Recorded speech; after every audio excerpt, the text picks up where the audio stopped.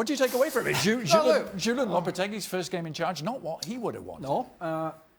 Post Zidane, post Ronaldo, and I think what Atletico Madrid will be thinking is, look, maybe, and Robbo was talking about this the other day, about if you take Messi out of Barcelona, and we were discussing it, that's a big if, but they're so reliant. Now there's no Ronaldo to lean on for Real Madrid. Maybe Bale will step up, I hope he does, and some other players. But if it doesn't happen, Atletico Madrid have to be in a position where they're ready to pounce.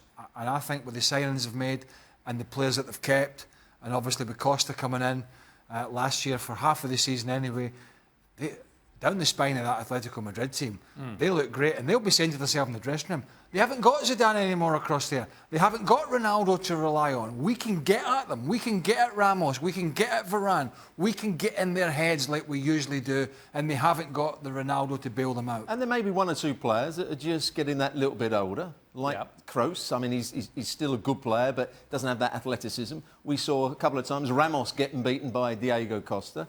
Marcelo doesn't really want to defend anymore. He's not very good in 1v1 situations. So there are signs that some of the experienced players are just maybe that year older and not quite so good. And the young players aren't coming to the fore at the moment. Lucas Vazquez has done OK. Asensio's done OK. Ceballos, who came on as a sub, has done OK. But they're not really taking the world by storm. They're not going to take Real Madrid to where they have been previously. Rob, there's only 3 months since they won the Champions League. But those I'm saying that, But if you're saying Ramos and Marcelo and these guys are... But there was times last year when they didn't do well in La Liga, and there was games... remember that Juventus game at home when they were in the Champions League and they were 3-0 down and they got the penalty near the end. There was games where they were vulnerable. The thing is, for me, over the last couple of seasons, Real Madrid haven't really put two good halves of a season together. And that showed in the way they started La Liga last season, yet second half of the season, after the winter break, they were so much better. We all know how that culminated.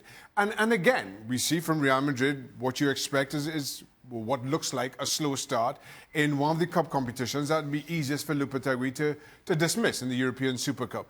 I don't think you read, if you're a Real Madrid fan or player, you don't read too much into this, other than you see Bale stepping up and playing in a manner that you always hoped you would, and maybe haven't seen. Benzema played well as well. Huge question marks about Benzema, whether he'd be here at the start of the season. Yet you see that same kind of understanding and willingness to play for the team that you'd come to expect of him. And maybe, again, you thought he wouldn't be here, and you wondered where Real Madrid would turn for that. So there is silver lining around what is a dark cloud. A dark cloud that, for all intents and purposes, is a glorified pre-season friendly. Well, Julien Laurens is also with us. Julien, do you share that view? Is that something bright that Real Madrid can take from them, particularly the performance of Karim Benzema?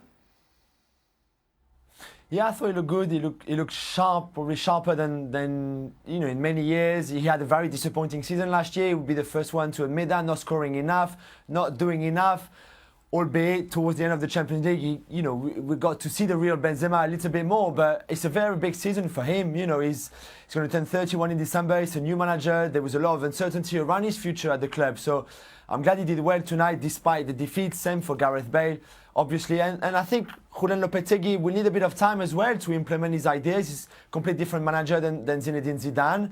And also, let's not forget that he struggled a bit at Porto when he was a club manager level, with the national team, whether that was the youth team with Spain or the first team with Spain, before the World Cup, at least he did really well. But at club level, he never found the same rhythm that he did with the national team, for example.